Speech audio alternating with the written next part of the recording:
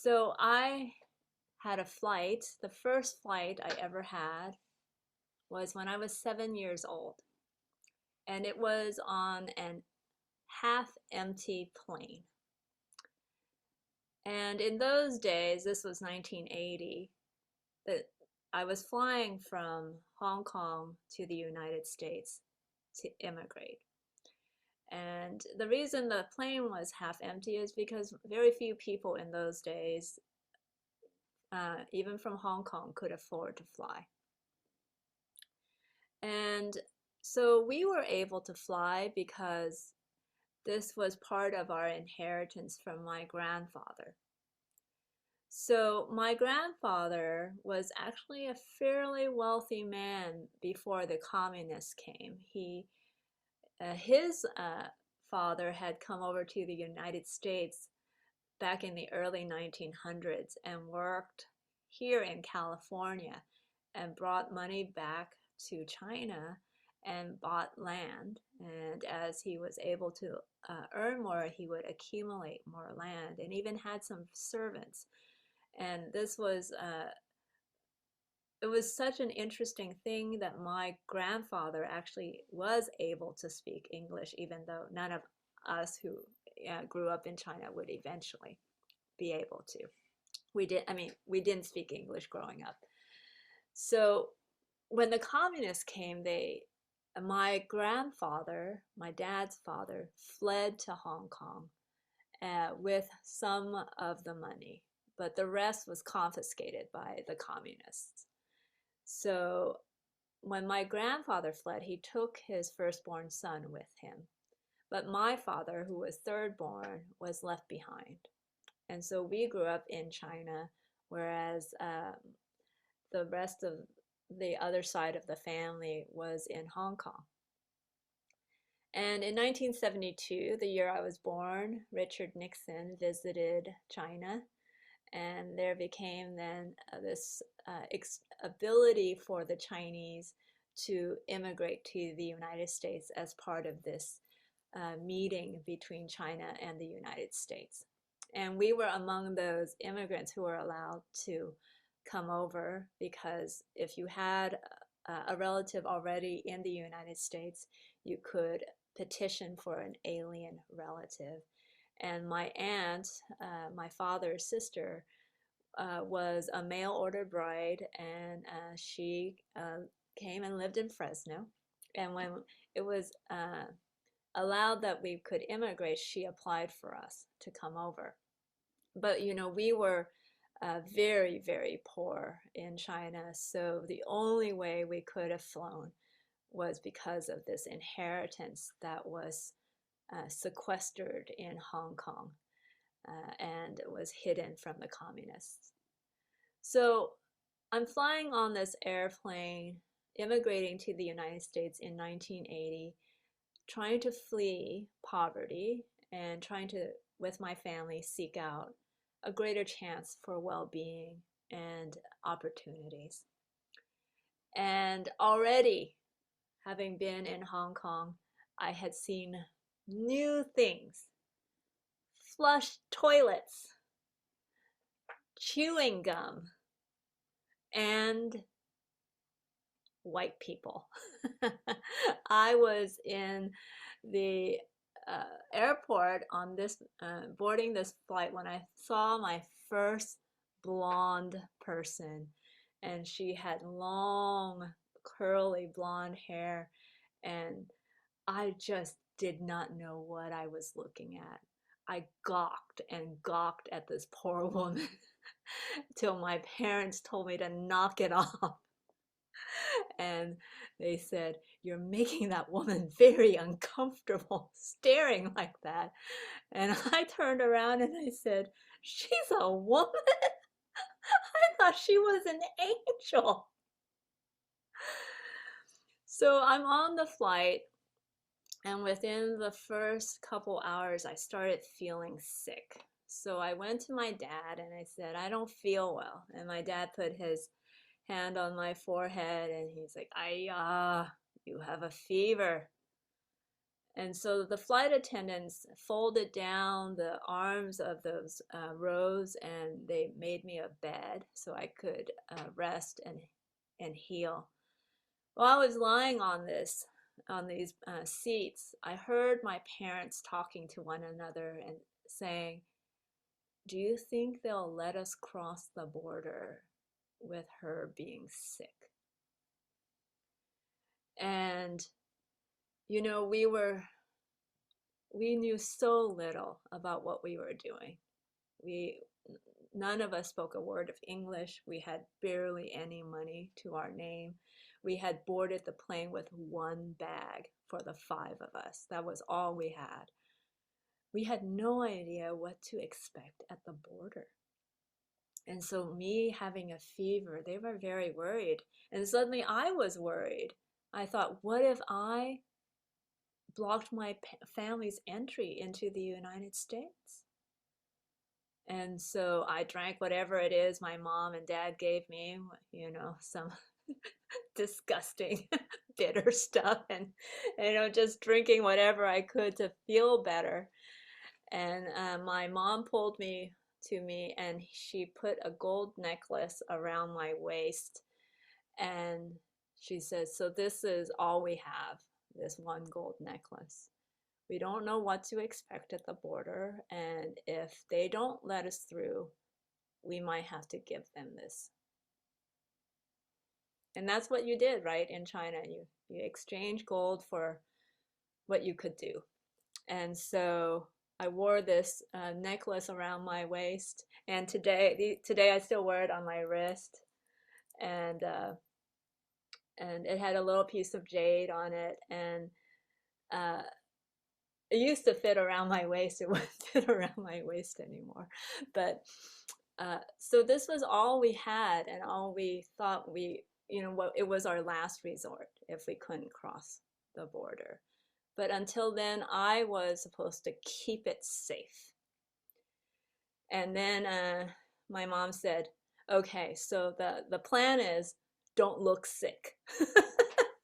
so so I was supposed to not look sick, and we landed and started lining up to go through immigration, and the line was so long, and I was 7 years old, and I was feverish, and I was so tired.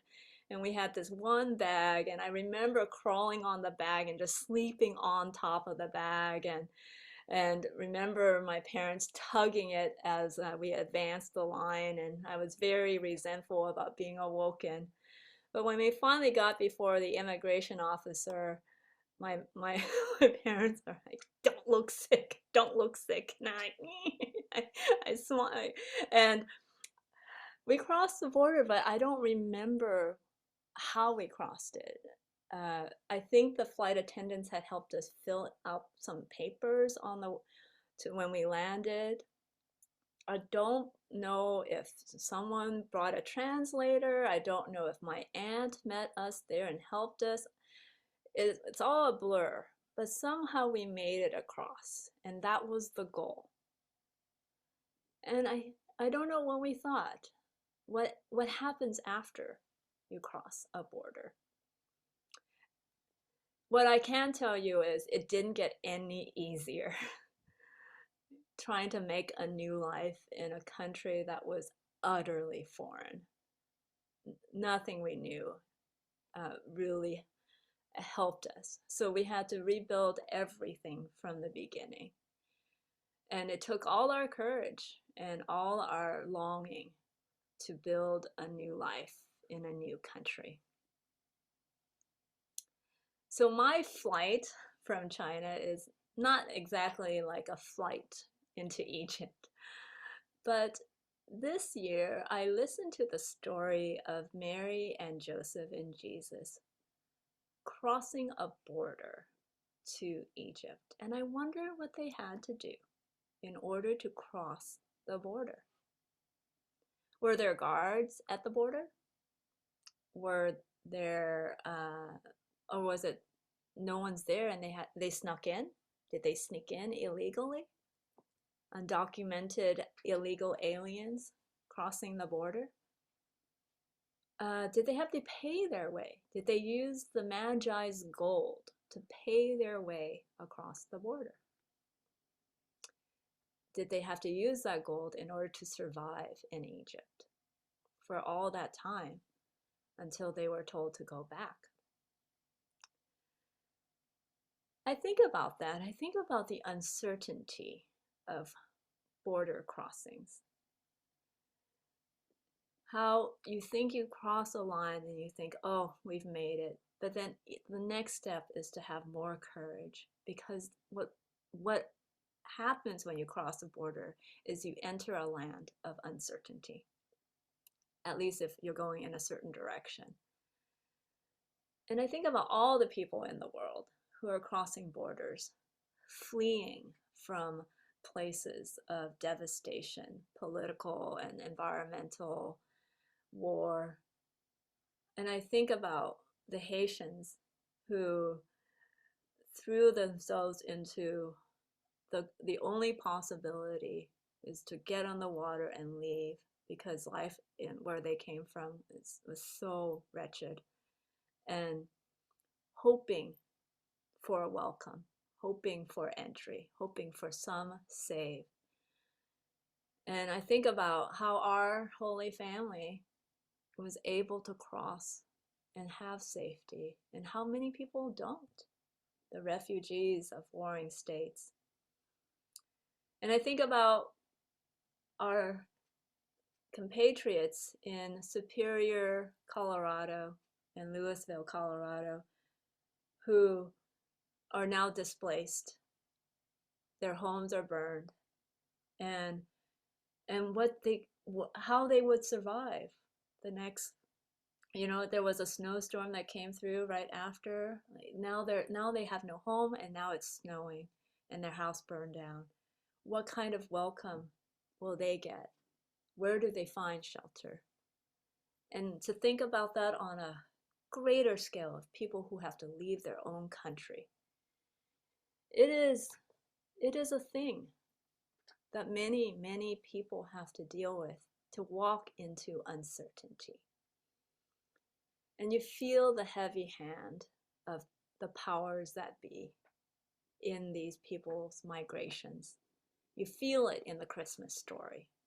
I mean, when Luke starts his narrative with Augustus was emperor in Rome and Quirinius was governor, you were supposed to go, oh, it's bad. The heavy hand of the empire. And then today we hear in Matthew, and Herod was enraged and was seeking to destroy the child. And then after Herod, his son, who was more murderous than Herod, took the throne. So you're feeling this stranglehold of power on normal people's lives, everyday lives. And you hear today that the angel told Joseph to flee, get out, run. Uncertainty after uncertainty. When will it all end? They had already journeyed from Nazareth to Bethlehem, and they had no place to stay. And now they have to run to Egypt. And then after that, they come back, but then Joseph finds out that Herod's son has taken the throne in Judea, and they can't stay there. They got to run again. It's more than one can feel like you have to deal with. And so I think about that, how sometimes the fantasy when crossing a border is that, oh, it'll be all okay. Then we'll just rest. We won't have to do anything. But for so many people, crossing a border means more uncertainty, and to rally the courage it takes to live a life in the new land, in a place of uncertainty. Whether you've crossed a physical border or not, we've all, as a globe, have crossed many metaphorical borders.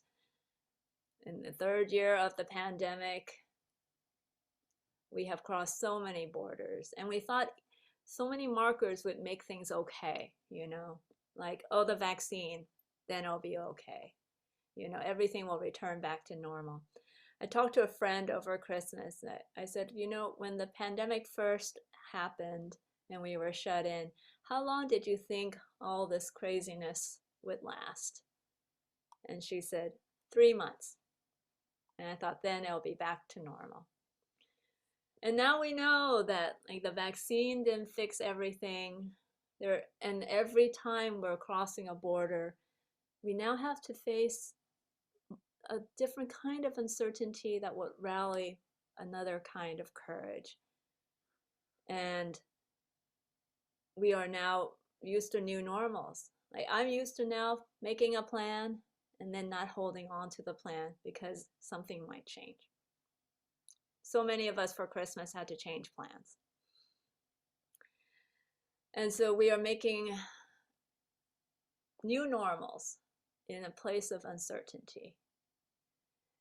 So I think about that. I think about what it means to live in uncertainty and what is it for us? What does uncertainty, what can it do for us on a spiritual level? I think what it really teaches us is how to have faith. How to have faith to put a good thing into the world when it's out of control. The thing we won't be able to do is control the world. But what we could do is to put a good thing out, to be faithful in the midst of uncertainty. And what I also like about the story of Joseph and Mary and the child is they did it together. They did it as a family, as a community. And I think that's the way you do border crossings, as much as possible, to be together. Whatever it is, we are together. So while Augustus was emperor in Rome and Quirinius was governor of Syria and Herod was on the throne of Israel, and whatever president sits on is in DC, whatever governor comes through our time, what we still have is our local community, this parish in which we are able to weather these uncertainties, these border crossings, because we are together and we will do it together. And as we look toward the future in 2022, and there are so many things that require our courage, because even though the pandemic is raging, we still have to be church, and we have to figure out how to be church in the new time. And that can just be like, oh, come on, I just want to deal with reentry, and I just want to deal with the education program, or, etc. But now we have to think about the future of our church, because we still need to be faithful. And I have all the hope in the world, because we will do it together. Amen.